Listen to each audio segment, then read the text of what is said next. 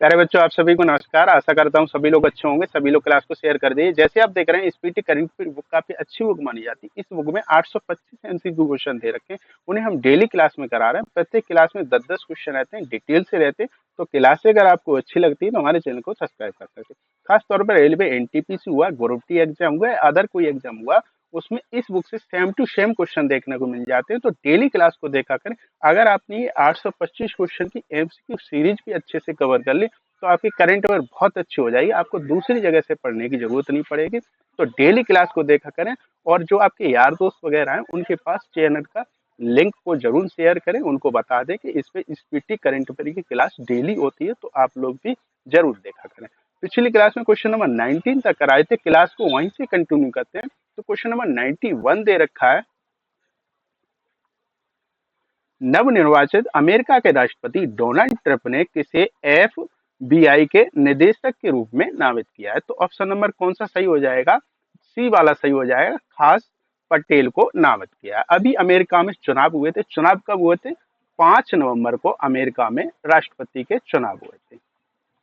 उनमें किसने विजयी हासिल की है? तो राष्ट्रपति कौन बने? राष्ट्रपति डोनाल्ड ट्रंप ने जीता है। किसने जीता है? डोनाल्ड ट्रंप वहां के राष्ट्रपति बन गए। इन्होंने शपथ कब ली थी? तो 20 जनवरी 2025 को शपथ ली थी। कब ली थी? 20 जनवरी 2025 को राष्ट्रपति डोनाल्ड ट्रंप ने शपथ ली थी। इन्होंने किनका स्थान लिया है?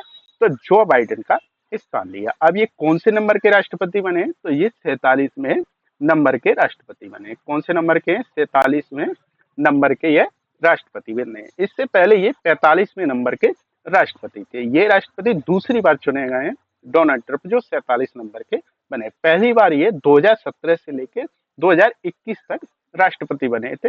दो यानी 45वें नंबर के। कौन से नंबर के? 45वें नंबर के ये राष्ट्रपति बने थे। अमेरिका की राजधानी कहाँ पर है? तो अमेरिका की राजधानी वाशिंगटन डीसी है। कहाँ पर है? वाशिंगटन डीसी अमेरिका की राजधानी है। नेक्स्ट क्वेश्चन की बात करते हैं। Syed Modi international badminton tournament में किसने गोल्ड मेडल जीता है? तो ऑप्शन नंबर ए वाला सही हो जाएगा। पीवी सिंधु ने गोल्ड मेडल जीता है। सैयद मोदी इंटरनेशनल बैडमिंटन की बात करते हैं तो इसका आयोजन प्रत्येक साल लखनऊ उत्तर प्रदेश में होता है। कहाँ पर आयोजन होता है? लखनऊ उत्तर प्रदेश में इसका आयोजन होता है। कहाँ पे होता है? लखनऊ उत्तर प्रदेश में इसका प्रत्येक साल आयोजन होता है। इसकी शुरुआत कब की गई थी? तो इसका पहली बार आयोजन 2009 में किया गया था। कब किया गया था? 2009 में इसका पहली बार आयोजन किया गया था। जो बैडमिंटन खिलाड़ी सैयद मोदी की याद में इसका आयोजन किया जाता है। किनकी याद में? सैयद मोदी की याद में। ये कौन थे? ये बैडमिंटन खिलाड़ी थे। कौन थे? बैडमिंटन खिलाड़ी थे। बात करते हैं पुरुष एकल का खिताब किसने जीता है?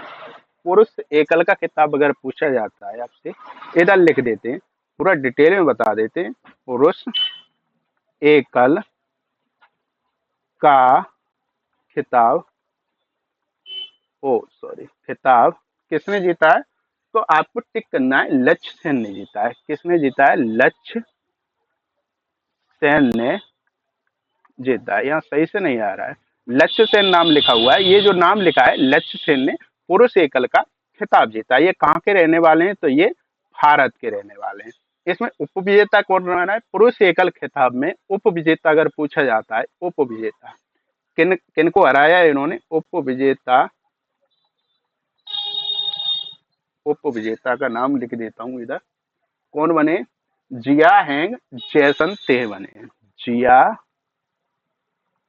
हैग जैसन टैग कौन बने? उपविजेता बने। ये सिंगापुर के रहने वाले। कहाँ के रहने वाले? ये सिंगापुर के रहने वाले। महिला में बात करते हैं। महिला एकल का खिताब किसने जीता है? महिला एकल का खिताब पीवी सिंधु ने जीता है। पीवी सिंधु कहाँ की है? भारत की है। उपविजेता कौन रही है? तो उपविजेता चीन की यू लुओ यू रही है। अगर महिला यहाँ पे लिखा आता है, महिला एकल का खिताब किसने जीता है? तो पीवी सिंधु आपको टिक करना है। क्या टिक करना है? पीवी सिंधु आपको टिक करना है। इतने क्वेश्चन इसमें इंपोर्टेंट है, इससे ज्यादा आपको क्वेश्चन नहीं पूछे जाएंगे। उपविजेता कौन रही है महिला एकल में? तो बी लुओ यू रही है। कहाँ की रहने वाली? चीन की रहने वाली। इसे आप अलग से नोट कर लेना। नेक्स्ट क्वेश्चन की बात करते हैं। अर्जुन एरिगेसी क्लासिकल शतरंज में 2800 एलो रेटिंग हासिल करने वाले कौन से भारतीय खिलाड़ी बन गए हैं? तो ये कौन से बन गए? ये दूसरे नंबर के भारतीय खिलाड़ी बन गए। यानी पहले भारतीय खिलाड़ी की बात करते हैं तो कौन थे? विश्वनाथ आनंद थे। यानी फर्स्ट नंबर के कौन थे जो 2800 एलो रेटिंग हासिल करने वाले? तो विश्वनाथ आनंद थे। अब ये कौन बन गए दूसरे नंबर के? तो अर्जुन एरोगेसी बन गए। विश्वनाथ आनंद। अर्जुन एरोगेसी की बात करते तो इनका जन्म कब हुआ था? जन्म इनका 3 जनवरी 2003 को हुआ था। कब हुआ था? 2003 को इनका जन्म हुआ था। कहाँ पे हुआ था? वारगल वारगल वारगल इधर है वारगल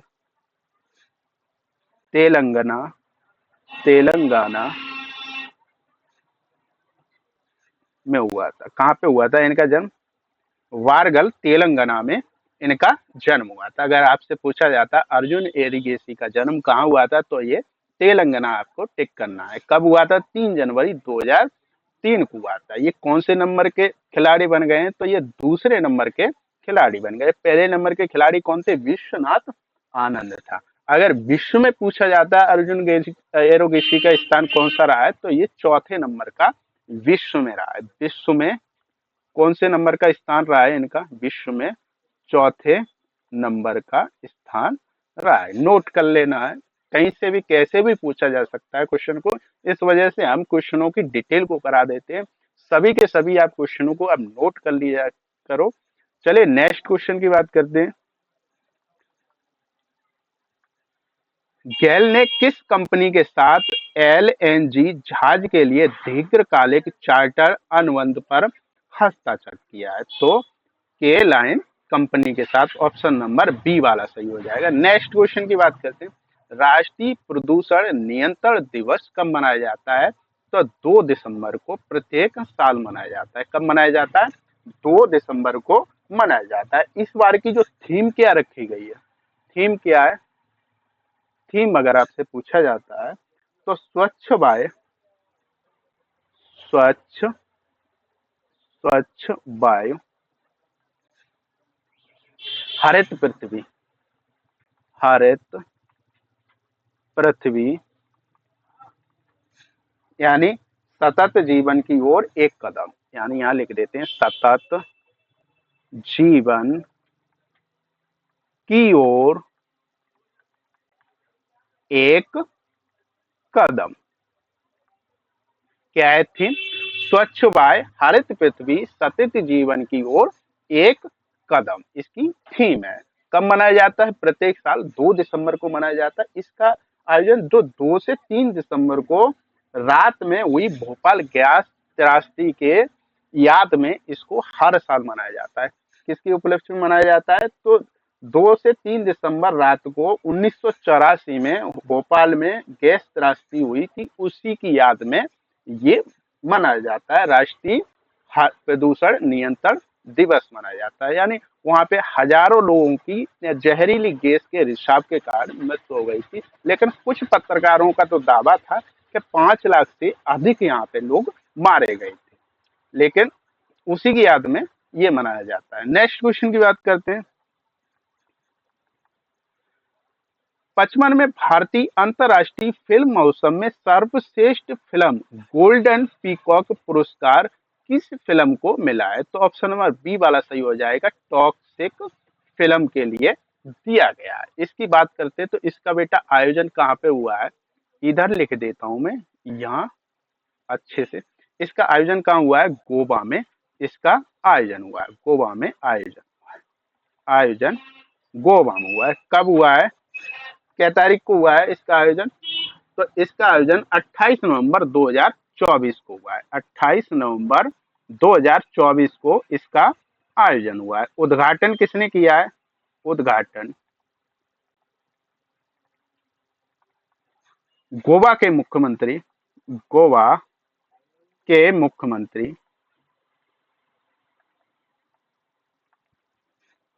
प्रमोद सावंत ने इसका उद्घाटन किया। अगर आपसे पूछा जाता है इसका उद्घाटन किसने किया है, तो गोवा के मुख्यमंत्री प्रमोद सावंत ने। कब किया गया है इसका आयोजन, तो 28 नवंबर 2024 को। कहां पर, गोवा में किया गया है। ये कौन से नंबर का है, तो भारतीय अंतर्राष्ट्रीय फिल्म महोत्सव, ये 55वें नंबर का है। कौन से नंबर का है, ये 55वें नंबर के। आपसे ये भी पूछा जा सकता है इसकी जो थीम क्या है, थीम आपसे पूछी जा सकती है। जो थीम है इसकी, युवा फिल्म निर्माता, युवा फिल्म निर्माता भविष्य, भविष्य अब है। क्या है बेटा थीम इसकी, युवा फिल्म निर्माता भविष्य अब है। लाइफ टाइम अचीवमेंट पुरस्कार सत्यजीत रे किसने जीता है, क्या नाम, सत्यजीत रे लाइफ टाइम अचीवमेंट पुरस्कार किसने जीता है, तो आपको फिलिप नॉइस आपको टिक करना है। ये ऑस्ट्रेलिया के निदेशक हैं। इसको मैं लिख देता हूं, सत्यजीत रे, सत्यजीत रे लाइफ टाइम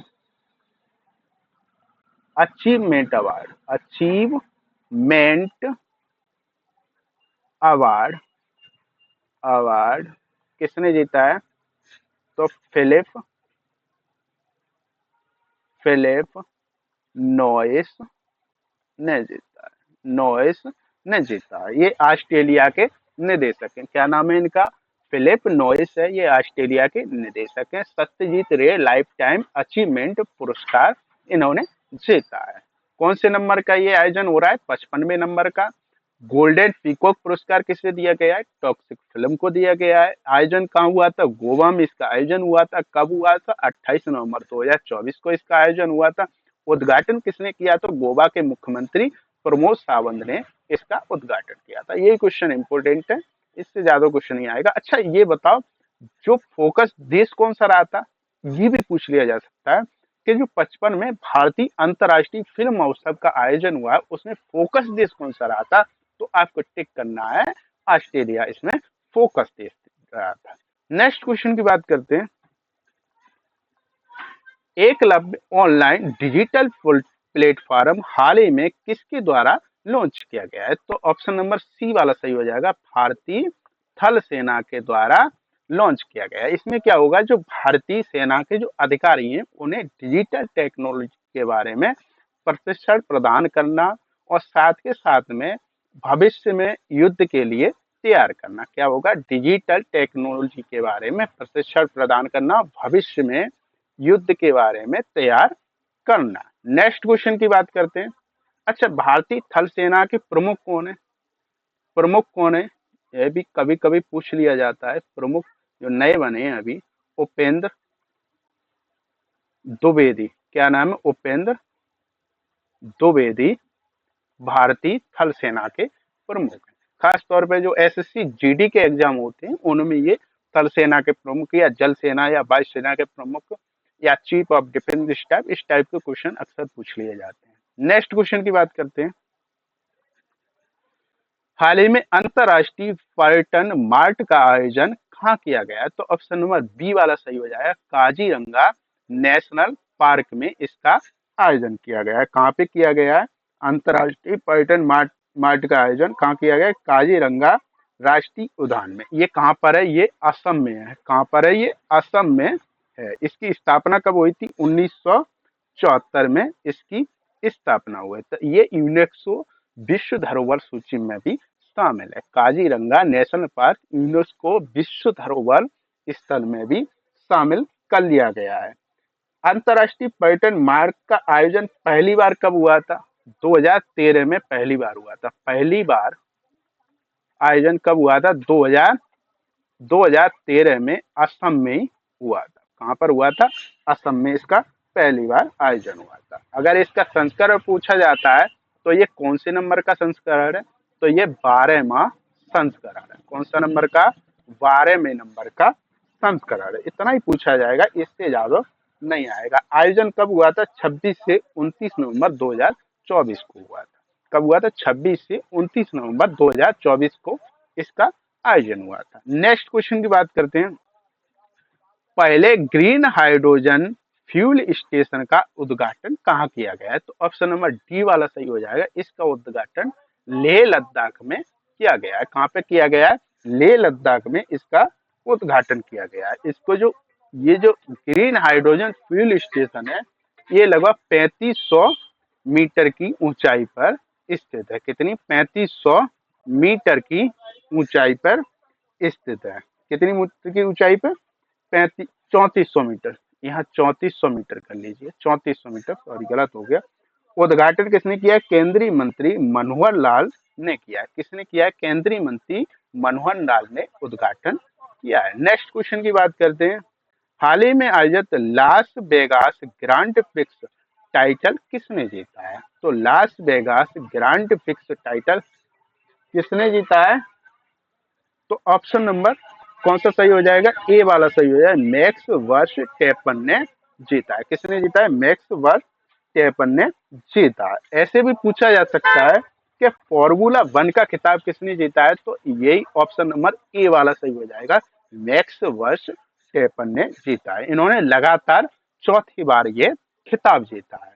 तो ये कब से? पहली बार इन्होंने 2021 में जीता था, उसके बाद 2022 में, 2023 में, और ये 2024 में भी इन्होंने जीता है। आयोजन इसका कब हुआ था? तो आयोजन इसका 24 नवंबर 2024 को हुआ था। कब हुआ था इसका आयोजन? 24 नवंबर को हुआ था। ये कहाँ के रहने वाले हैं? तो ये हॉलैंड के रहने वाले। कहाँ के हैं ये? हॉलैंड के रहने वाले हैं। ये कौन सी टीम से आते हैं? तो ये रेड बुल टीम से आते हैं। कौन सी टीम से? रेड बुल टीम से आते हैं। ये जो आयोजन होता है, इसमें जो बाइसिकल रेसिंग कराई जाती है, उसमें जो टॉप नंबर पे आता है उसको ये पुरस्कार प्रदान किया जाता है। कभी कभी एग्जाम में ऐसे भी आ सकता है, लास वेगास ग्रांड प्रिक्स नाम से भी आ सकता है, कभी कभी इस टाइप से भी आ सकता है, फॉर्मूला 1 का खिताब किसने जीता है? तो एक ही बात है, कौन सा ऑप्शन सही हो जाएगा? मैक्स वर्स्टैपन को आपको टिक करके आना। आज की क्लास को हम यहीं ऑफ करते हैं। क्लास अगर आपको अच्छी लगती है तो हमारे चैनल को सब्सक्राइब कर सकते हैं, और जो आपके यार दोस्त वगैरह हैं उनके पास जरूर शेयर करें, जिससे कम से कम 1000 वाचिंग तो हो ही जाए। चलिए क्लास को ऑफ करते हैं। थैंक यू, धन्यवाद।